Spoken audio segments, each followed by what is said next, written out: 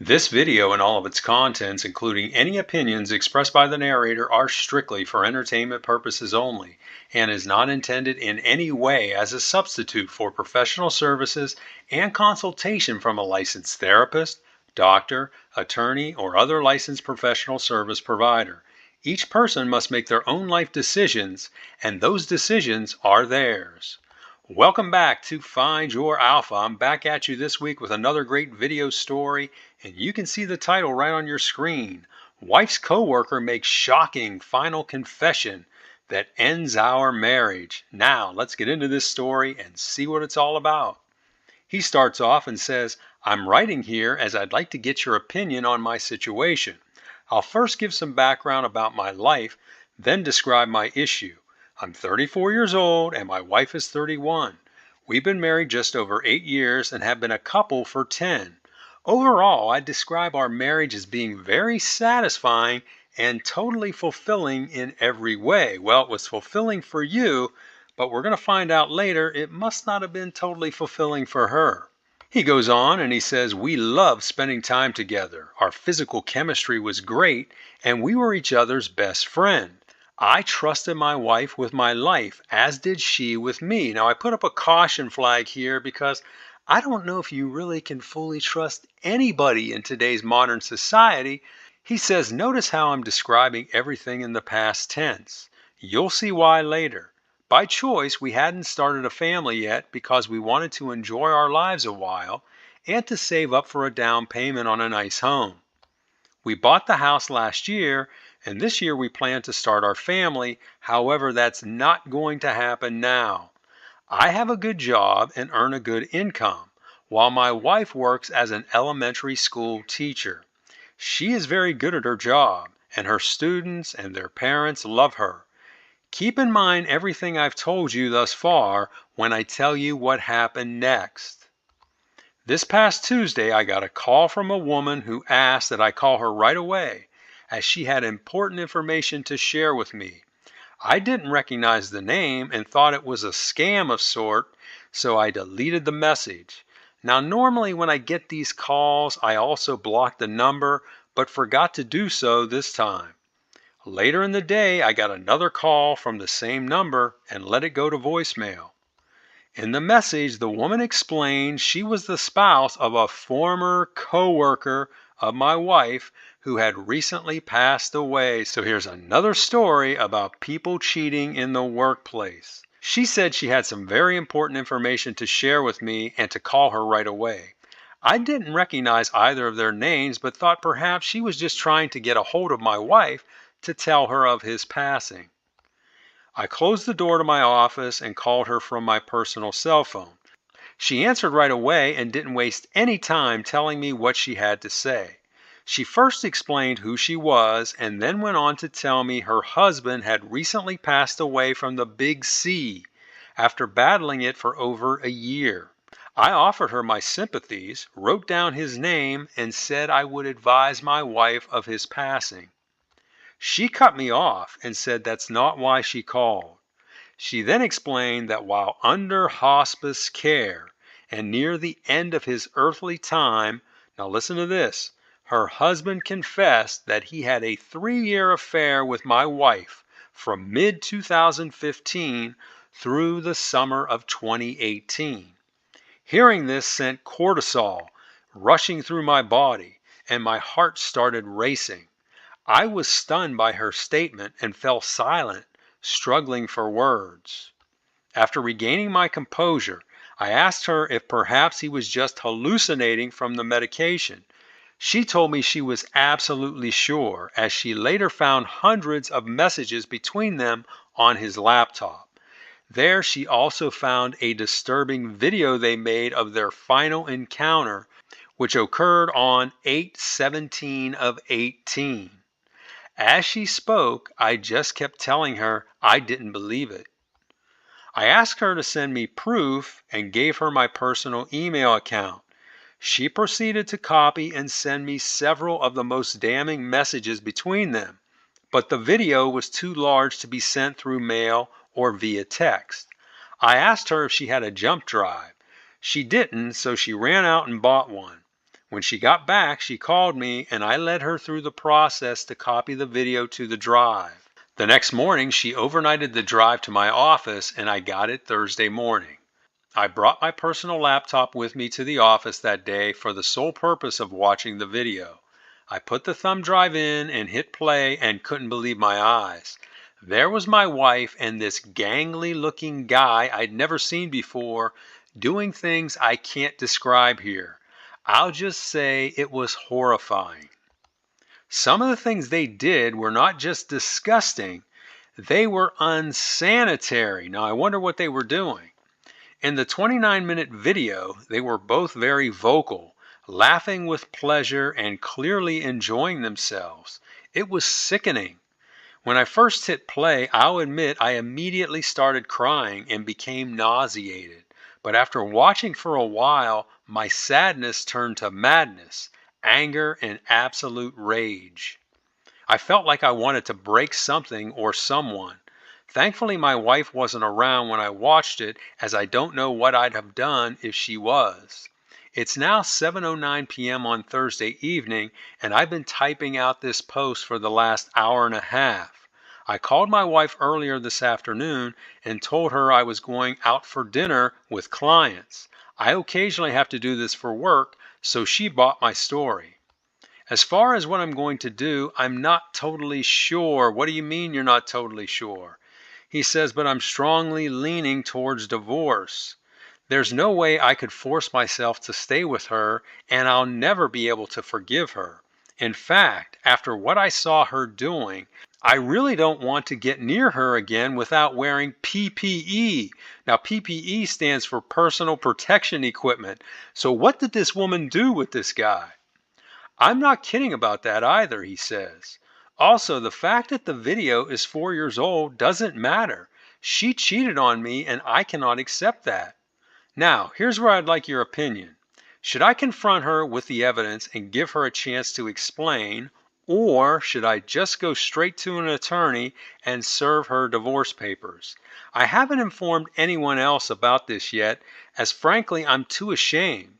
That's why I've come here to discuss this anonymously and get your feedback. I promise to read all comments. And that's the end of his original post. And now we're going to take a look at a few of the responses he got from the community. If you're liking what you've heard so far, make sure you hit that like button. That will help get this video seen by people all over the world. Now let's take a look at some of those responses. The first one is from a woman. She says, since it was over 4 years ago and you described your marriage as being very fulfilling, I think you should sit down and talk with your wife about what you discovered and give her a chance to explain. It sounds like she voluntarily stopped the affair and recommitted herself to your marriage, which says a lot about her. We all make stupid mistakes when we're young. Remember, forgiveness is a sign of true strength. Well, to me, it sounds like this woman who responded, she may have done something like this when she was younger. Next, we have a response from a guy. He says, I'm torn on this one. She cheated on you, which is awful. But it was 4 years ago, and you said in your description you had a great marriage outside of this discovery. Well, this is a pretty big discovery, dude. Judging how things are in the world today, I'd talk to her and try to work through things. I'd hate to see you give up on a great marriage and then regret it after you find out there's no one better out there. This guy sounds like someone who doesn't have a lot of options when it comes to women, and he would hold on to any woman that would have him. That's what this guy sounds like. Next, here's a response from a woman. She says, cheating for me is an unforgivable act. I loved my first husband with all my heart, and we had 2 beautiful children together. But one day he came home from a business trip and told me he had cheated on me. I threw him out the same day and filed for divorce. That was 28 years ago, and I've since remarried and had 3 additional children, while he has never fully recovered. Well, what I say to this is, good for you, lady, because you did the right thing. You took immediate action and you moved on, and look where you are today versus your cheating ex-husband. And finally, we have another response from a guy. He says, give her a chance to explain. Explain what? You have a video of her doing what you describe as disgusting things with another man. How is she going to explain herself out of that? All you're going to get is a bunch of empty excuses, apologies, and a river of fake tears. Save yourself the aggravation and just tell her you're divorcing her for infidelity and tell her to move out of your house. That's it. Don't overthink things. Well, I think this guy nailed it. I mean, this is a perfect response he gave him, and all the advice here that he gave is spot on. Now we've got a series of updates where he's going to talk about what's been going on since his original post. The first one came 3 days later. He says, I just wanted to give a quick update on where things stand. After grabbing some dinner on Thursday evening, I finally went home and acted normal with my wife. Thankfully, I was able to keep my distance from her and she didn't attempt to initiate closeness. On Friday, I took the day off and met with a divorce attorney after conducting extensive research online. I presented the attorney with the evidence, including the video. She explained to me that while my wife clearly violated the vows of matrimony, it will have no effect on the outcome of the case. I asked her how so. Now listen to this. She explained that our state is a no-fault divorce state, which basically means either party can pull the plug at any time without fault being placed, no questions asked. So last week's story, we had a guy who was in an at-fault state and that worked to his favor. Now this week, we've got a guy who's in a no-fault state, which you're going to see is going to be to his detriment. I asked her how is that possible, and she told me it's the law. She said we can all thank Ronald Reagan for starting this back in the late 60s when he was governor of California. She said he was the first governor in the nation to sign this into law, and since then a number of states have followed suit. I was surprised to learn this, as I always thought he was one of our best presidents. Now I'm not so sure. That doesn't change anything though, as I'm still going forward with the divorce. It just means that I'll come out of this ordeal a lot poorer. The thing I'm still wrestling with is whether to confront her or just wait to have her served. I want to wait, but I don't think I can hold out much longer. It was really difficult being around her the past 2 evenings, and I'm not looking forward to seeing her tonight. It's Saturday morning and I'm writing this as I sit outside a coffee shop just down the street from my house. I told my wife I needed to reply to some work emails and was headed down here to do it, which I do on occasion. Thankfully, she didn't ask to come with me, but she's already texted me a couple times asking when I was coming home.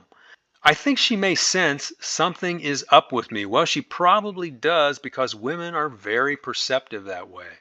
That's all I've got to report for now. Thanks for all the advice and recommendations. It's been comforting reading all your stories and hearing what you have to say. And that's the end of his first update, but then he's got another update that came 8 days later. He says, greetings. I've come back to give a quick update on my situation. It's Sunday morning and I'm again sitting outside a coffee shop typing a post, but this time I'm 20 miles away from my home. I ended up snapping a week ago and confronting my wife about her affair. I did it last Sunday morning after not being able to restrain myself for another minute.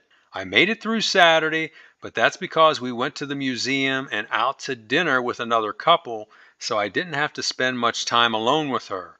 That night we were both exhausted from the day, so she didn't attempt any sort of closeness. The next morning, when we were in the kitchen and she was making coffee, I just decided to confront her.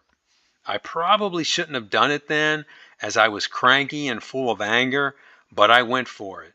I asked her if she knew so-and-so, and he says in parentheses, her AP.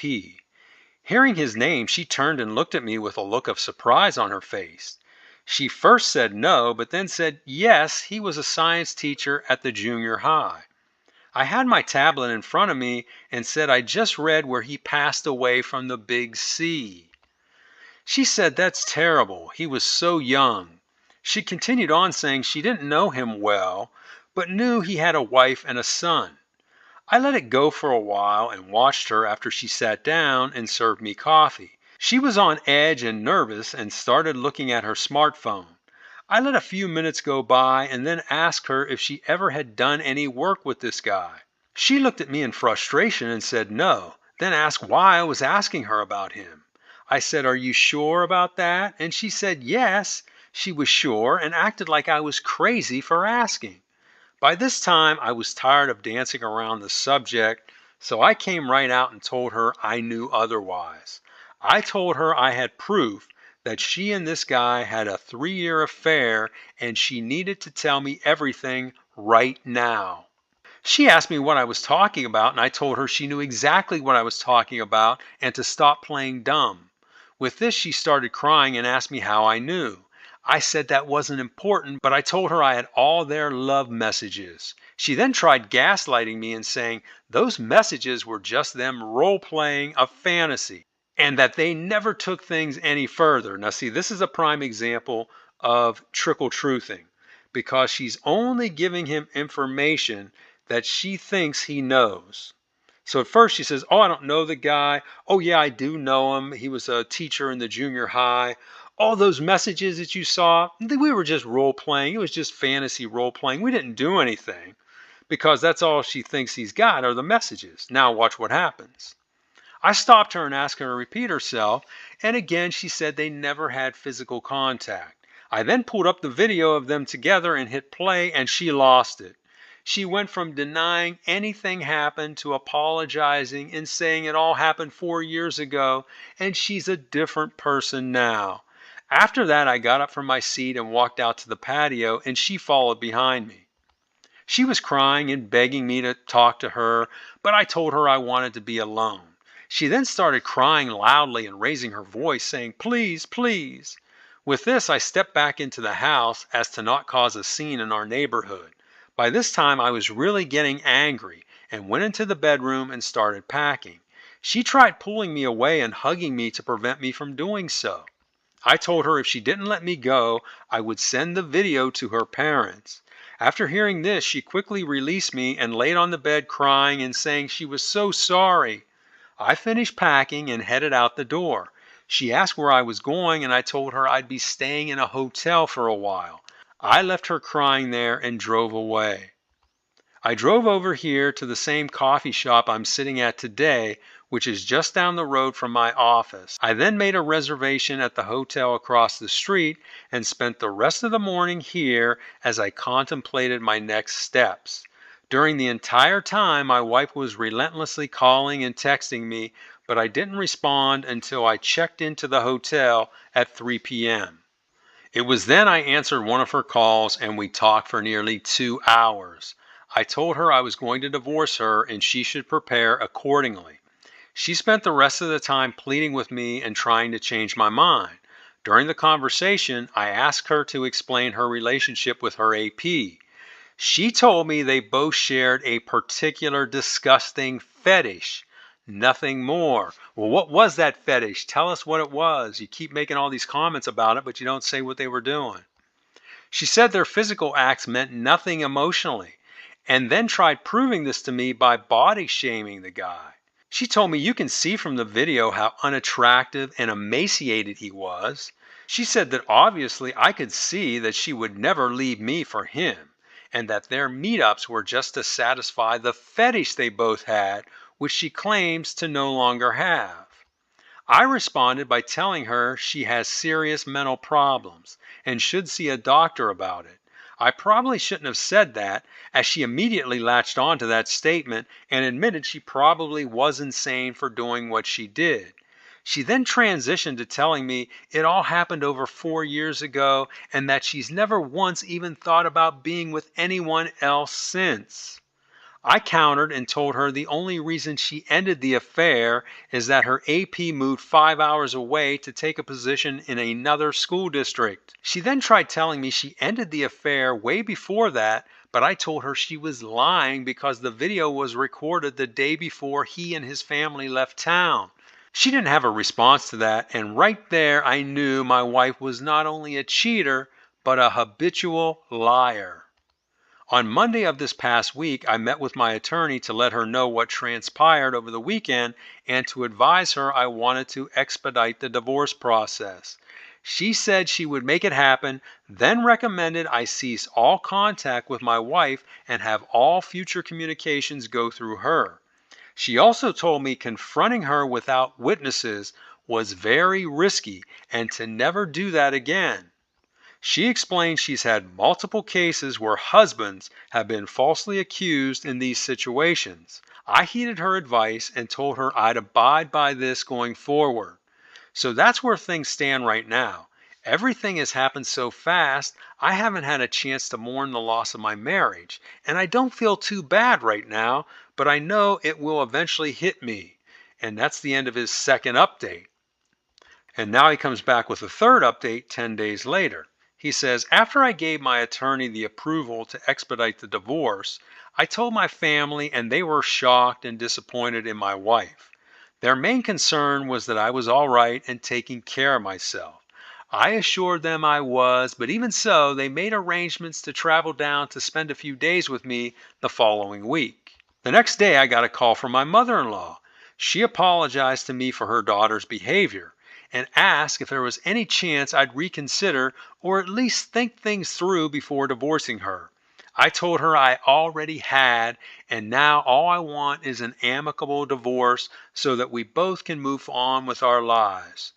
She said she understood my position and we ended the call on good terms. The following week, my parents arrived in town on Thursday and got a room at the hotel where I was staying.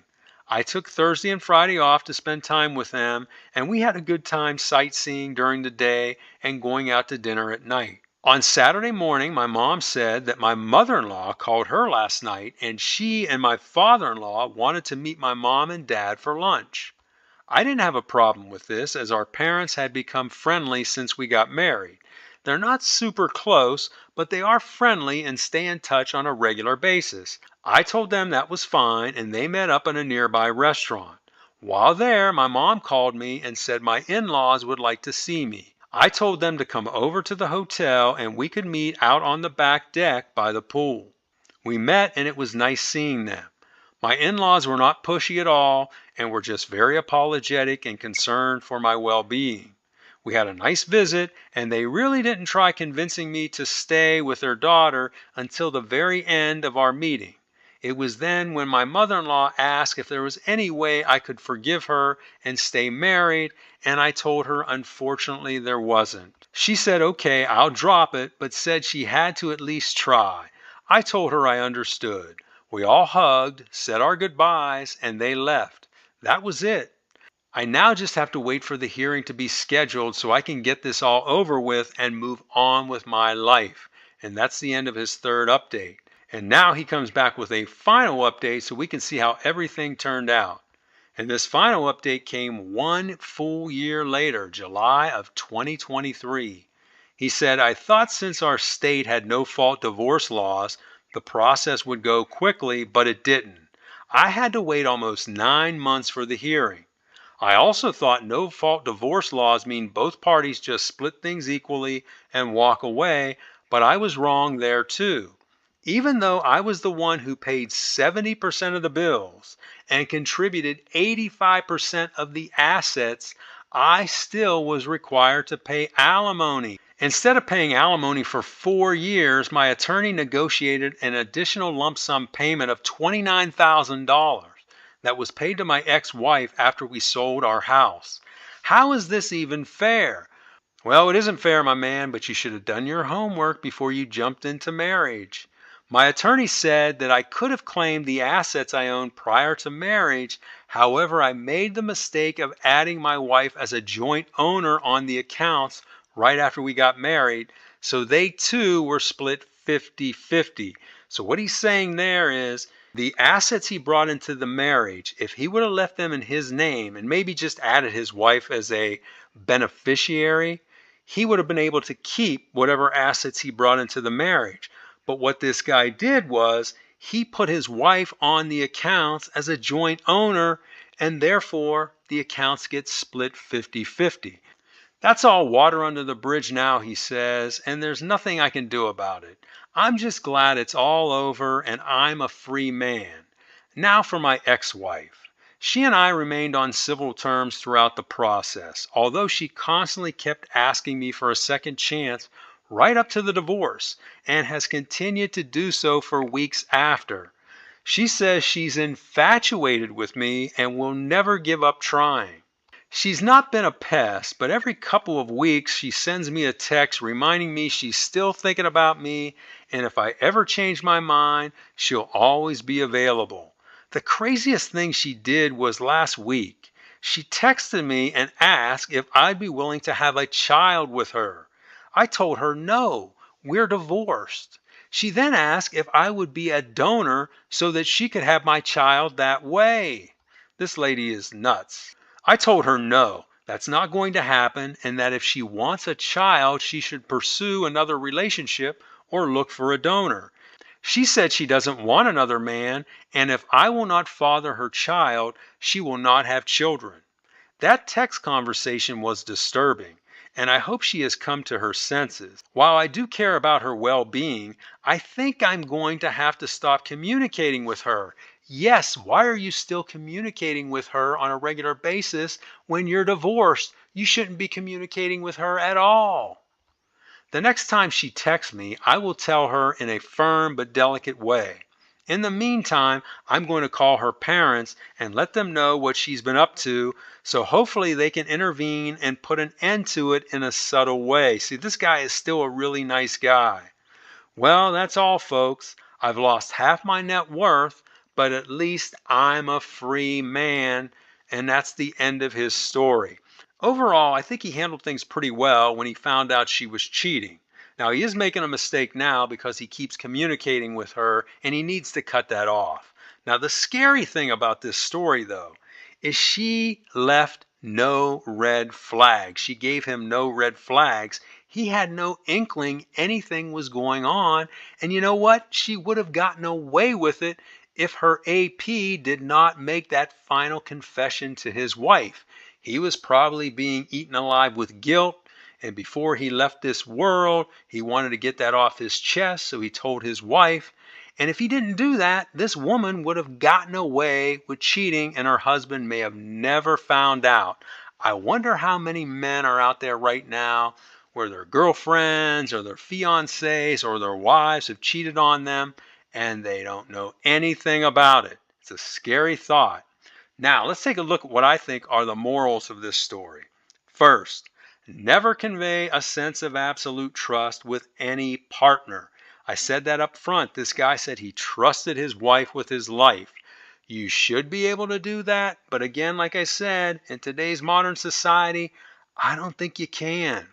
Next, before getting married, check the divorce laws in your state. Here's another situation where the guy knew nothing about the ramifications of what happens if you get a divorce. He lived in a no-fault state, so that means either party can walk away at any time. And guess what? You split your assets, and if you're the key bread earner, you're going to be paying alimony. Next, take steps to safeguard your finances. Next, some women are experts at deception, what I just said, with the ability to engage in extramarital affairs while maintaining a normal family life. This woman did that brilliantly, and like I said, she would have gotten away with it if her AP didn't confess. Next, always have witnesses when confronting a cheater. This attorney told him that. She said that she's had multiple husbands where their wives have falsely accused them of things when they didn't have witnesses. So you always need to have a witness when you're confronting a cheater. Because when someone like that is backed into a corner, you don't know what they're going to do. And then finally, no contact is always the best approach. This guy needs to cease contact with his ex-wife and move on with his life. So those are my thoughts, and now I want to hear from you. What did you think of this story? Do you think he handled things well? Would you have done something different? Tell us about it in the comments. Also, be sure to like this video, share it with your friends, and subscribe to this channel, and I will talk to you